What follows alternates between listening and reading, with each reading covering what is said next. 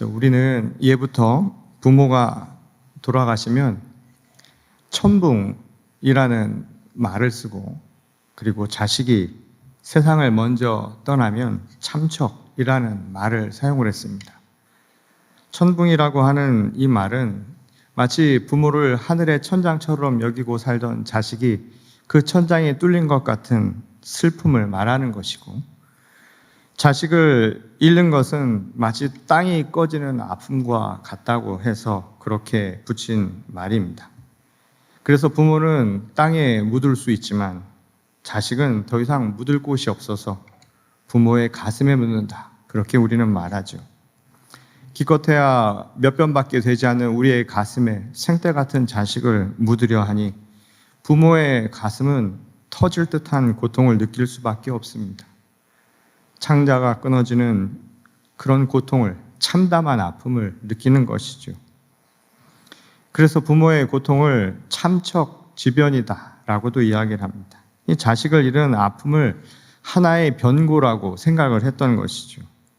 이치에 맞지 않게 갑작스럽게 일어난 일이라는 거예요. 먼저 와서 먼저 가는 것, 이게 어쩌면 우리가 살아가는 자연의 순리이고 우리 삶의 운명일 수도 있습니다.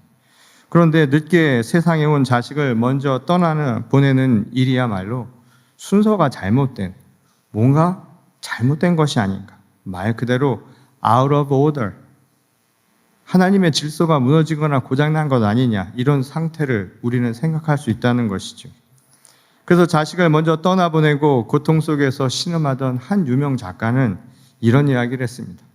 더도 덜도 말고 한 말씀만 좀 해달라고 말이죠. 하나님께서 만드신 이 세상에 질서가 있는데 왜 그 질서가 무너졌느냐고, 그 이유를 저에게 좀 얘기 좀 해달라, 그렇게 고백을 했던 것이었습니다. 아마 따지고 싶은 마음이 들었겠지요. 이 옛날 우리 선조들은 바로 자신의 대를 이을 아들의 죽음에 대해서는 상명이라는 단어를 쓰기도 했습니다. 이 말은 눈앞의 빛이 사라져버렸다라는 거예요. 칠흑 같은 어둠이다. 다시 말해서 눈앞이 캄캄해졌다라는 것입니다. 내 뒤를 이을 아들을 잃어버린 고통이 이런 상명, 빛을 잃어버리고 희망을 잃어버린 상태와 같다라고 묘사를 한 것이죠. 오늘 우리가 읽은 구약의 본문에 나오는 다윗은 바로 이러한 참척의 아픔과 상명의 실망을 고스란히 체험하고 있는 상황이라고 할 수 있습니다. 비록 권좌를 차지하기 위해서 부자간의 혈투를 벌이기는 했지만 어디까지나 압살롬도 가슴에 묻을 수밖에 없는 아들이기는 마찬가지였기 때문입니다. 이 압살롬과 관련한 이야기는 사무엘 하에서 6장이나 되는 아주 많은 분량을 할애할 만큼 중요한 이야기를 우리에게 전하고 있습니다. 특히 다윗 왕조의 운명을 결정짓는 여러 가지 사건들이 바로 그 안에 들어가 있죠. 이 압살롬은 다윗의 여러 아들 중에서 가장 뛰어난 인물로 기록되어 있습니다. 아마도 많은 사람들이 그가 다윗의 뒤를 이을 후계자가 아닌가 생각할 만큼 뛰어난 인물이었던 것으로 보입니다. 그러나 궁중에서 벌어진 한 사건이 그의 인생을 송두리째 바꾸어 버리죠. 그것은 다윗의 큰아들이자 배다른 형인 암논이 자신의 친여동생인 다말을 범한 사건이었습니다. 이것이 화근이 되어서 결국 압살롬은 자신의 형인 암논을 살해하기에 이르지요. 그리고 그 결과로 인해서 궁을 떠나서 망명길에 오르게 됩니다. 이 자식들 사이에 벌어진 이 비극적인 사건, 이것을 대하는 아버지 다윗의 심정이 어떠했을 것인가라고 하는 것은 미루어 짐작할 수 있는 부분입니다. 그래서인지 다윗의 충신인 요압은 그의 마음을 눈치채고 압살롬을 다시 궁으로 불러들이죠. 물론 범죄자 신분인 압살롬은 궁에 들어와서도 2년여의 세월 동안 아버지를 만나지 못하고 은둔하는 생활을 보내야만 했습니다. 이후 그가 왕자로 복권된 이후에 많은 사람들의 기대와는 다른 또 다른 사건이 벌어지죠. 다윗과 많은 사람들의 기대와는 달리 결국 그는 아버지를 상대로 모반을 하게 됩니다. 역모를 일으키게 된 것이었습니다. 아마도 많은 사람들이 그의 뛰어난 용모와 능력을 알아보고 지지하는 사람들이 있었겠지요. 그리고 그것을 통해서 자신의 이해, 관계를 찾으려고 하는 사람들의 여러 가지 감언, 이설 때문이었는지도 모릅니다. 여하간 압살롬은 자식을 향한 아버지의 사랑을 배신하고 모반의 주인공, 배신자가 되어버린 것이었습니다. 결국 부자 간의 혈투가 벌어지는 비극적인 상황이 이루어지게 된 것이었습니다. 이 반역의 세력을 진압하는 전쟁을 앞두고 아버지인 다윗은 그러나 자식의 목숨만은 살려두라고 부하들에게 신신당부를 하죠. 이것이 자신의 생명과도 직결된 전투였음에도 불구하고 아버지였던 다윗은 아들을 살려두고 싶은 마음이 간절했던 것이었습니다. 그러나 전쟁이라고 하는 것은 아군과 적군의 구별만 있을 뿐이죠. 그곳에서는 혈육의 잔정이라는 것을 따를 겨를이 전혀 없는 공간이기도 했습니다. 나 아니면 상대방을 죽여야만 하는 이 비극적인 비정한 세계 속에서 자식을 향한 그 사랑을 꽃피울 수 있는 그 틈이 결코 나타나지 않았던 것이었죠. 진압해야 하는 진압군의 입장에서는 모반한 압살롬은 여전히 척결해야 할 대상일 뿐이었기 때문입니다. 결국 문제의 근원을 싹을 잘라내려는 목적으로 다윗의 진압군에 의해서 압살롬은 죽음을 면치 못하게 되어버리죠. 왕으로서 전쟁의 승리를 기뻐해야 할 다윗이 비통한 모습을 감출 수 없었던 까닭이 바로 여기 있었던 것입니다. 오늘 본문의 구절은 압살롬의 죽음을 듣고 참척의 고통을 절규하며 토로한 다윗의 심정을 우리에게 고스란히 전하고 있는 대목이라 할 수 있습니다. 아마도 빛을 잃어버린 것 같은, 앞이 캄캄한 것 같은, 그래서 희망이라고는 전혀 찾아볼 수 없을 것 같은 그런 상처를 그의 마음속에 남긴 일이었다는 것이죠. 한편으로 생각해 보면 권좌를 둘러싸고 벌어지는 비정한 세계의 흔한 광경이라고 우리는 그렇게 생각해 버릴 수도 있습니다. 요즘도 유산 상속 문제로 소위 왕자의 난을 벌이는 재벌가의 이야기를 듣다 보면 이 고대에서 일어난 이런 사건들은 흔한 이야기고 뭐 특별한 일 없는 것처럼 들릴 만한 일이기도 합니다. 그만큼 인류의 역사를 통해서 권력과 재산을 두고 벌이는 혈육 간의 싸움은 우리의 인간사에서 너무나 흔한 일이 되어버렸기 때문이죠. 그렇다고 해서 아들의 죽음을 대하는 아버지의 고통마저 다를 수 있다고 말할 수 있을까요? 어떠한 이유에서든 가슴이 무너지는 아버지의 그 참척의 고통, 앞을 바라보기 힘들 만큼 모든 것이 캄캄해버린 그러한 아픔을 과연 우리는 그냥 흔한 광경이라고 말할 수 있을까요?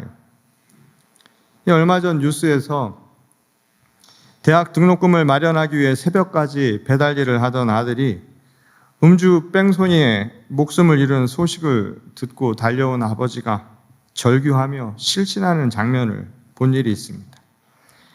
그리고 얼마 후에는 한 외신 보도를 통해 어느 중동 국가에서 반군의 테러로 인해 길가에서 뛰어놀던 무고한 어린 아들이 죽어버린 그 상황을 보며 아버지가 넋이 나간 듯 길가에 주저앉아 우는 모습을 본 일이 있습니다. 이유와 상황이 다르다고 해서 자식을 잃은 아버지의 고통까지 달라지는 것은 아니죠.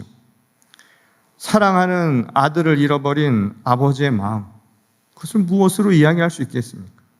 설명할 수 없는 참담한 고통, 그것은 우리 모두가 다 겪고 있는 일일 수도 있다는 것입니다. 그런 의미에서 압살롬의 죽음에 절규하는 다윗의 이야기는 자식을 잃고 참척의 고통을 경험하고 있는 모든 부모들의 이야기라고 해도 틀리지 않죠. 더도 덜도 말고 하나님께서 정말 한 말씀만 해주시면 좋겠다라고 애원하는, 그래서 절규하는 모든 부모들의 이야기를 담고 있는 말씀이라는 겁니다. 이에 대해서 하나님은 결코 침묵하신 것이 아니었습니다. 우리에게 분명한 응답을 허락해 주셨죠. 그것은 십자가에서 마지막으로 남긴 예수님의 말씀을 통해 우리에게 전하고 계시다는 것을 확인할 수가 있습니다. 이 마태복음 27장 46절을 보면 이런 말씀이 나오죠. 제9시쯤에 예수께서 크게 소리질러 이르시되 엘리 엘리 라마 사박다니 하시니 이는 곧 나의 하나님, 나의 하나님, 어찌하여 나를 버리셨나이까 하는 뜻이라. 이 구절은 예수 그리스도께서 십자가 위에서 마지막으로 남기신 말씀 가운데 하나였죠. 그러니 이 구절만 놓고 보면 자식을 잃은 부모에게 주는 하나님의 응답이라기보다는 마치 아버지가 나를 버리신 것은 아닌가, 아버지를 원망하는 듯 절규하는 아들의 이야기처럼 들릴 수 있습니다. 그런데 예수께서 하신 이 말씀은 그냥 예수님의 말씀이 아니라 실상은 다윗이 이미 하나님 앞에 호소했던 그 내용을 인용한 것임을 알 수가 있습니다. 시편 22편 1절에 보면 이런 말씀이 나옵니다. 우리 같이 한번 읽어보겠습니다. 내 하나님이여, 내 하나님이여, 어찌 나를 버리셨나이까? 어찌 나를 멀리하여 돕지 아니하시오며 내 신음소리를 듣지 아니하시나이까? 시편의 이 말씀은 다윗의 절규입니다. 아들을 떠나보내고 참척의 고통 속에서, 상명의 아픔 속에서 더도 말고 덜도 말고 정말 한 말씀만 해줘 보십시오. 도대체 이게 무슨 일입니까? 라고 하는 이야기죠. 예수께서 십자가상에서 바로 다윗이 했던 이 이야기를 똑같이 인용해서 말씀하신 것이었습니다. 이게 무엇을 의미하는 것일까요? 이 독일의 유명한 신학자인 윌리엄 몰트만이라는 사람이 있습니다. 그는 십자가에 달리신 예수, 그가 곧 아버지 하나님이다 라고 이야기를 한 바가 있습니다. 곧 우리를 위해서 독생자로 오셔서 십자가에 달리신 그리스도 예수는 아버지 그와 한 몸을 이루신 분이라고 이야기를 한 것이었습니다. 그러니 그 말을 그대로 적용을 해보면 십자가에서 참척의 고통을 지금 호소하는 바로 그분은 하나님, 당신이라는 거예요. 지금 아버지를 향해서 호소하는 것일 뿐만 아니라 이 이야기는 아들을 잃어버린 아버지의 고통을 우리에게 표현하고 있는 대목이라는 겁니다. 다윗처럼 아버지 하나님도 자식인 아들 예수 그리스도를 잃어야만 하는 참척의 고통을 우리에게 그렇게 호소하고 계셨다는 뜻입니다. 물론 압살롬은 스스로 범한 반역으로 인해서 죽음을 당한 것이었지요. 반면 성자 그리스도 예수는 인간이 하나님께 범한 그 반역을 대신해서 당한 죽음이라는 점에서 완전한 차이가 있습니다. 그렇지만 어떠한 이유이건 자식을 잃은 부모의 고통은 똑같지 않겠느냐 이 말인 거예요. 아버지 하나님도 다윗이 아들을 잃고 그렇게 참척의 고통을 호소한 것처럼 똑같은 아픔을 겪고 계셨다 이 말씀인 겁니다. 그렇다고 해서 이 말씀이 나도 겪고 있으니 너희가 겪어야 하는 것은 어쩔 수 없는 일이라고 하신 말씀은 결코 아니죠. 그런 위로가 아니라는 거예요. 값싼 위로의 메시지는 아니라는 겁니다. 이 십자가의 이 메시지를 통해서 하나님은 우리에게 더 귀중한 응답을 하고 계시다는 것을 알 수가 있죠.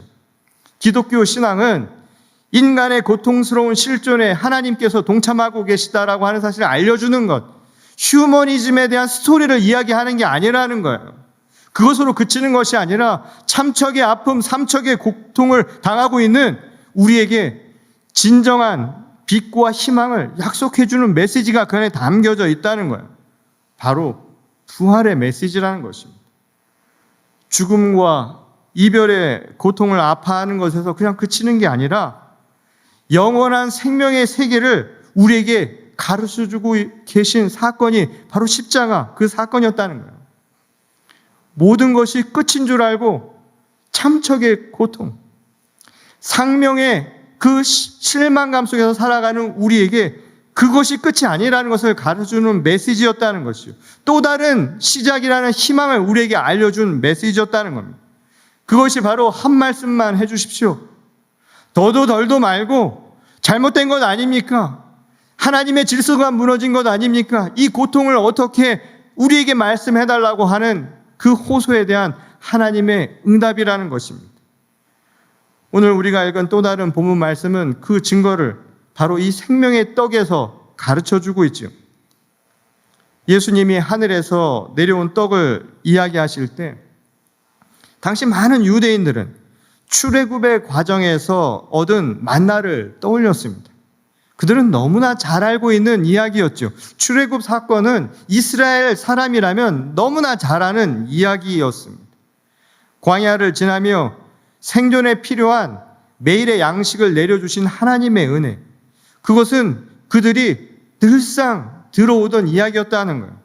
근데 예수께서 스스로를 생명의 떡이라고 말씀하시자 아마 이게 무슨 뚱딴지 같은 이야기인가라는 생각을 했겠죠. 하지만 예수께서는 그 뜻을 우리에게 분명하게 이렇게 가르쳐 주셨죠. 광야에서 만나를 먹은 이들은 결코 그들도 죽음을 피할 수는 없었다는 거예요. 우리가 먹는 만나는 지금의 배고픔은 해소해 줄 수 있겠지요. 그래서 잠시 생존에 도움은 줄 수 있겠지만 그것은 우리에게 영원한 생명을 주지는 못한다는 거예요. 그러나 내가 주는 이 떡은 너희를 영원히 살게 할 것이다. 영생을 줄 것이라고 예수께서 말씀을 하셨던 겁니다. 우리의 입으로 들어가는 양식이라고 하는 것은 살아가기 위해서 반드시 필요한 자양분과 같지요. 그렇다고 해서 그것이 우리의 생명을 계속해서 유지시켜 주느냐? 그것은 아니라는 겁니다.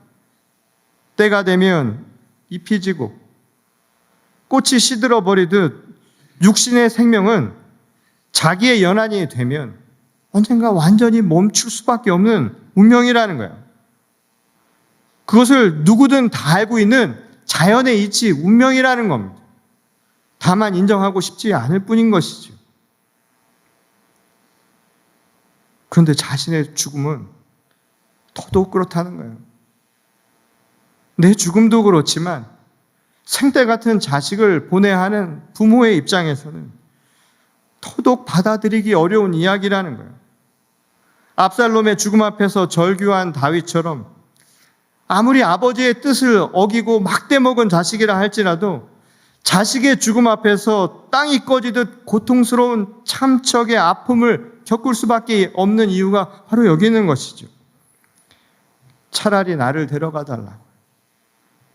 차라리 나를 좀 데려가 달라고 하는 이 아버지의 마음. 그 마음은 자식을 잃어버린 모든 아버지의 마음이 아닐까요? 하나님께서 나를 이러한 고통 속으로 떠밀어버린 것은 아닐까? 아마 다윗은 그런 생각을 했을지 모릅니다. 예수님이 십자가상에서 왜 나를 버리십니까? 고백했던 것처럼 어쩌면 다윗 역시도 생때 같은 자식을 앞세우고 하나님 왜 나에게 이런 시련을 주십니까?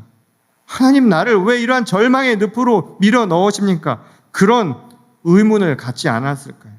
아마 참담한 고통을 경험하고 있었을 겁니다.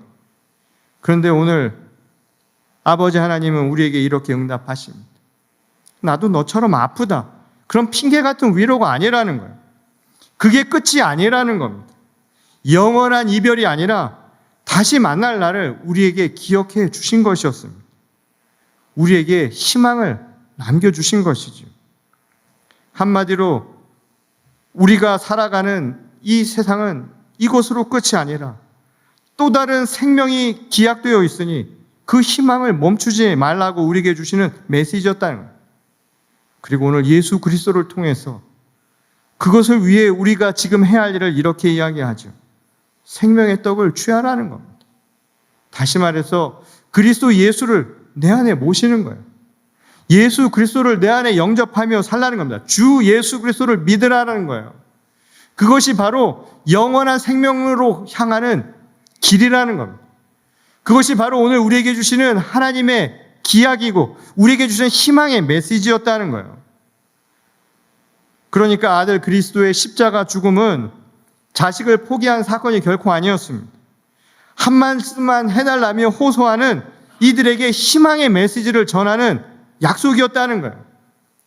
따라서 예수가 지신 십자가는 버림받은 삶의 증표가 아니라는 거예요. 영원한 생명의 언약 그 자체였다는 것입니다. 아무리 불러도 대답 없을 것 같은 하나님이 지금도 그 십자가를 통해 우리와 함께하고 계시다라는 언약을 보여주신 사건이었다는 것이죠. 생명의 희망으로 고통받는 우리를 그렇게 위로하고 계셨다는 거예요. 지금도 우리와 함께 하시며 우리에게 희망을 열어주신다라는 그 언약을 우리에게 전해주고 계셨다는 것입니다.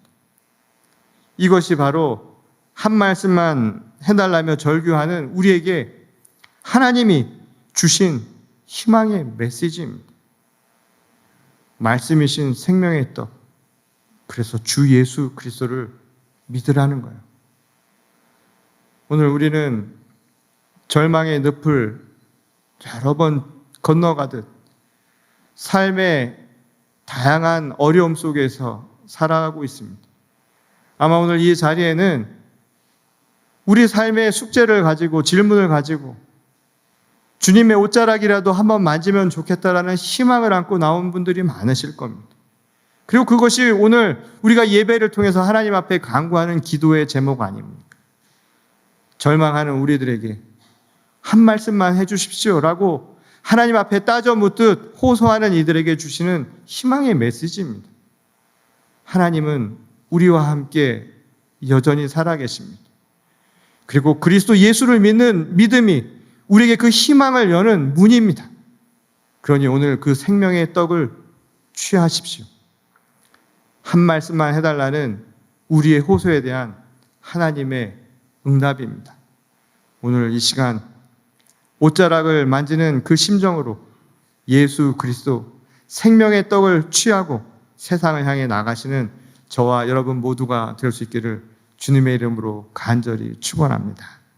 우리 같이 기도하겠습니다. 아버지 하나님, 우리를 부르시고 우리를 지키심에 감사를 드립니다. 정말 한 말씀만 해주십시오. 우리들의 삶에 어긋나 있는 많은 질문들을 하나님 앞에 올려드릴 때 하나님 무엇이 정답입니까? 오늘 우리에게 단순한 위로가 아니라 하나님께서 우리와 함께 하시며 새로운 희망을 부어주심을 저희들이 잊지 않고 돌아가게 하여 주시옵소서. 오늘 이 시간 우리가 이 문을 나설 때에는 하나님께서 주신 그 언약을 마음속 깊이 새기고 돌아갈 수 있는 믿음의 자녀들로 거듭나게 하여 주시옵소서. 결코 실망하지 않고 참척의 고통으로 쓰러지지 아니하는 우리 한 사람 한 사람이 되게 하여 주시옵소서. 오늘 이 시간 믿음을 고백하는 모든 자들마다 하늘에 크시는 총 내려워 주시기를 간절히 간구하오며 살아계신 우리 주 예수 그리스도의 이름으로 감사하며 기도드렸습니다. 아멘.